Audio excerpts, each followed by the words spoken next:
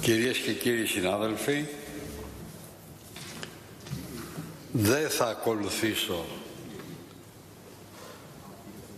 τη λογική που οι κύριοι της αντιπολίτευσης, είτε της αξιωματικής είτε του ΠΑΣΟΚ, έχουν ακολουθήσει σήμερα ιδιαίτερα, διότι πραγματικά η έλλειψη επιχειρημάτων, η επιλογή τους να ψηφίσουν την επένδυση δυστυχώς τους πρόχνει να αξιοποιούν γλωσσικά επιχειρήματα για να μπορούν πραγματικά να σταθούν ή να πείσουν τον κόσμο τους για ποιο λόγο ψηφίζουν αυτή την επένδυση.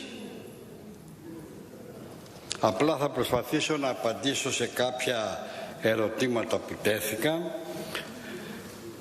κατά τη γνώμη μου αρκετά πιστικά. Το ένα είναι η καθυστέρηση. Μιλάνε όλοι για καθυστέρηση, τι λεφτά χάσαμε από την καθυστέρηση κλπ. Απλά θέλω να σας θυμίσω ότι το έργο αυτό ξεκίνησε πριν από 13 χρόνια. Αυτά τα 13 χρόνια εμείς ούτε απ' έξω δεν περνάγαμε από την κυβέρνηση, την εξουσία και πολλές φορές και από τη Βουλή. Και αντί να έρθετε να μας πείτε εδώ πέρα γιατί αυτά τα 13 χρόνια αυτό το έργο δεν προχώρησε, μας κάνετε κριτική γιατί τον ένα χρόνο που ασχοληθήκαμε εμείς με αυτό το έργο έχουμε καθυστερήσει. Κυρίες και κύριοι, πρέπει να ξέρετε ότι το Master Plan που κατατέθηκε ως έκθεση ιδεών και με αυτό υπογράψατε το 2014 τη σύμβαση. Γιατί αυτό? Διότι υπήρχε Master Plan χωρίς τοπογραφικό. Δεν έχει κατατεθεί τοπογραφικό όπου αποτυπώνεται στο τοπογραφικό, αποτυπώνονται τα ρέματα, οι αρχαιολογικοί χώροι, τα νεότερα μνημεία, οι δασικές εκτάσεις. Απλά ένα master plan το οποίο μπορούσατε να το μεταφέρετε όπου θέλετε. Δηλαδή πήγαινε σε κάθε οικόπεδο περίπου των 6.000 θερμάτων. Εμείς δεν μπορούσαμε να προχωρήσουμε με αυτό το master plan που κατατέθηκε και φάγαμε αρκετό καιρό για να φτιάξουμε το τοπογραφικό. Το δεύτερο στοιχείο που επικαλείστε σε σχέση και με αυτό είναι ότι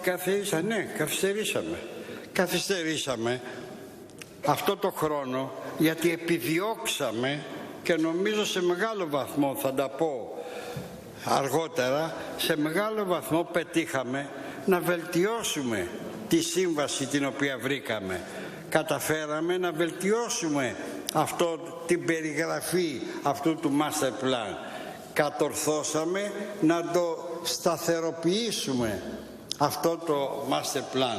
Αυτή είναι μια καθυστέρηση η οποία κατά την εκτίμησή μας και άξιζε και πρέπει και εσείς να παραδεχτείτε ψηφίζοντας αυτή την σύμβαση την οποία εμείς σας φέρνουμε, να παραδεχτείτε ότι δεν υπήρχε καθυστέρηση και η καθυστέρηση είχε θετικά αποτελέσματα. Ένα τρίτο που επικαλείστε συνεχώς και μπαίνουν και ιδεολογικά θέματα και ποιες είναι οι επιλογές μας και γιατί δεν λέμε την αλήθεια και τι λέγαμε. Ξέρετε τι λέμε χρόνια, κυρίες και κύριοι? Χρόνια λέμε ότι είμαστε εναντίον των ιδιωτικοποιήσεων, αλλά είμαστε υπέρ της αξιοποίησης της δημόσιας περιουσίας.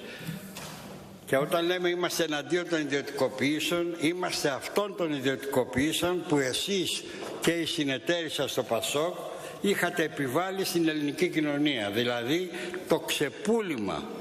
το ξεπούλημα των επιχειρήσεων.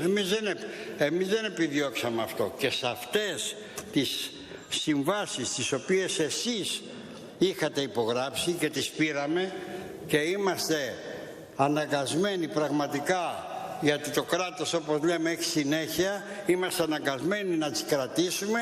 Δώσαμε μάχη μεγάλη και πολλές φορές σε συνεργασία και με τους επενδυτές κερδίσαμε. κερδίσαμε να βελτιώσουμε. Κι αν είσαστε διαβαστεροί, γιατί εσύ είσαι διαβαστερός, θα έχεις δει χρόνια τώρα ότι η ανάπτυξη από τη μεριά τη δική μας έτσι περιέχει τρεις μορφές. Η μία είναι του δημοσίου, η άλλη είναι ιδιωτικές επενδύσεις και η άλλη είναι μέσα από την κοινωνική οικονομία. Άρα δεν ανακαλύπτετε εσείς αυτή τη στιγμή την Αμερική.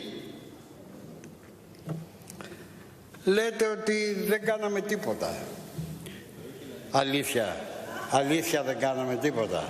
Δηλαδή τα 300 στρέμματα, τα 300.000 τετραγωνικά μέτρα πρασίνου, το οποίο προστίθεται στα 2 εκατομμύρια τετραγωνικά μέτρα και τα οποία θα αξιοποιηθούν για κοινωνική ανταποδοτικότητα, για να μπορεί, παραδείγματος χάρη στο κέντρο της Αθήνας, η μεταφορά ενός κτηρίου εκεί να δώσει τη δυνατότητα να γίνει ένα πάρκο στην Κυψέλη.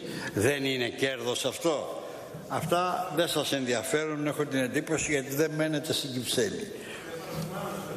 Γιατί δεν μένετε στην Κυψέλη. Ή παραδείγματος χάρη, και ό,τι δεν γίνει, ό,τι δεν μεταφερθεί παραμένει, γιατί είναι κολλητό με το πράσινο.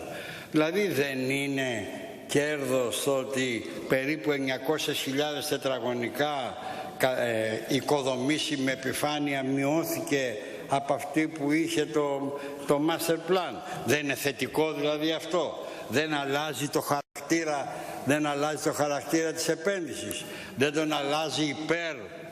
τον αλλάζει υπέρ και της περιοχής αλλά και των ανθρώπων? Δεν έχει δηλαδή κοινωνικό χαρακτήρα το ένα χιλιόμετρο ανοιχτό στη θάλασσα?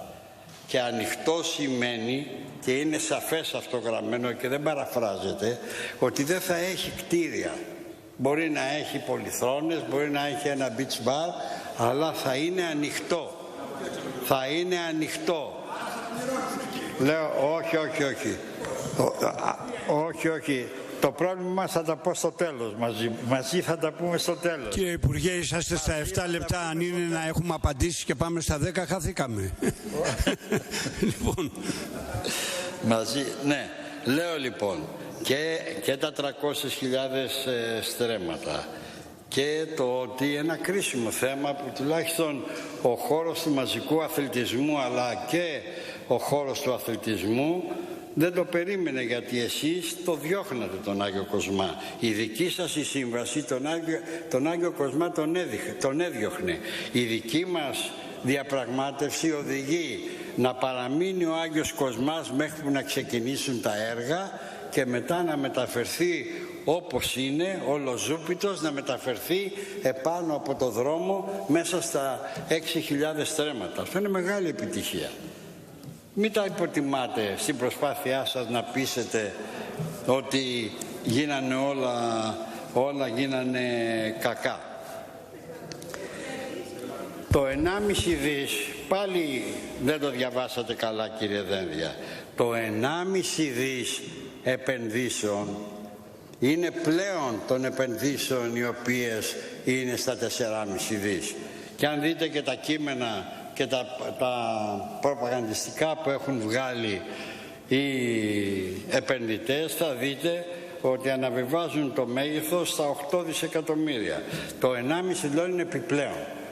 Και εμείς επιλέξαμε, και καλά κάναμε, και πρέπει να το παραδεχτείτε κι εσείς, από το να ζητήσουμε την αύξηση του τιμήματος, τα λεφτά αυτά να γίνουν επενδύσεις. Γιατί οι επενδύσεις αυτές είναι κοινωνικού ωφέλους, είναι δημοσίου ωφέλους, και οι επενδύσεις αυτές πραγματικά θα είναι οι πρώτες που θα ξεκινήσουν και θα δώσουν και δουλειά, θα ανοίξουν και θέσεις εργασίας, και επιτέλους ο λαός της περιοχής θα αρχίσει να βλέπει τα θετικά αποτελέσματα από αυτές τις αλλαγές για αυτή την επένδυση.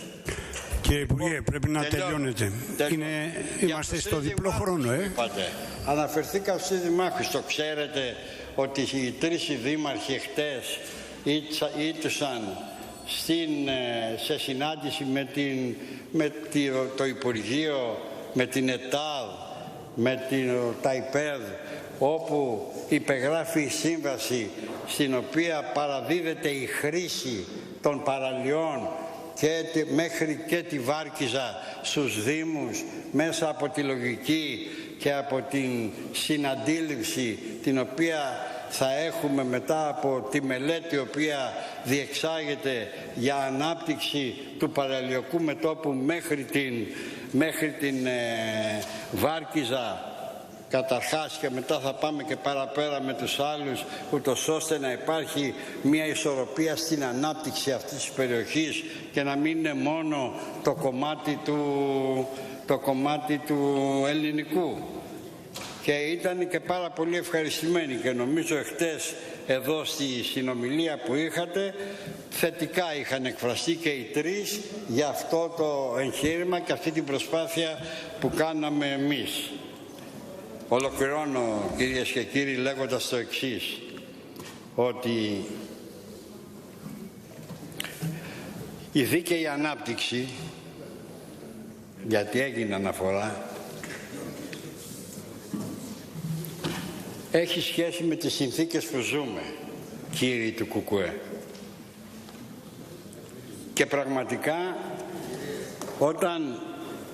όταν ζούμε σε μία περίοδο με 1,5 εκατομμύριο ανέργους, με εργασιακές σχέσεις τετραώρων, διώρων κλπ. Όταν ζούμε σε μία περίοδο που η λιτότητα είναι αυτή που κυριαρχεί επάνω στα κεφάλαια όλων μας, εμείς επιλέξαμε να βοηθήσουμε και να συμβάλλουμε στην ανάπτυξη, στη δίκαιη, δηλαδή σε μια ανάπτυξη η οποία θα δίνει σωστό μεροκάματο, θα έχει 8ωρο εργασία, θα έχει, αυτό διεκδικούμε, και αυτή τη γραμμή καλούμε, και σε αυτή τη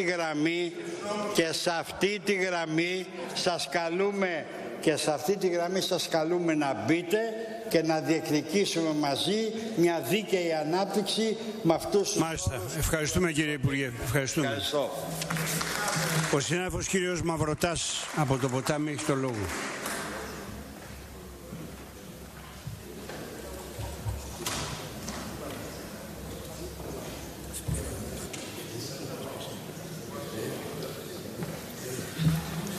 Ευχαριστώ πολύ, κύριε Πρόεδρε. Συζητάμε σήμερα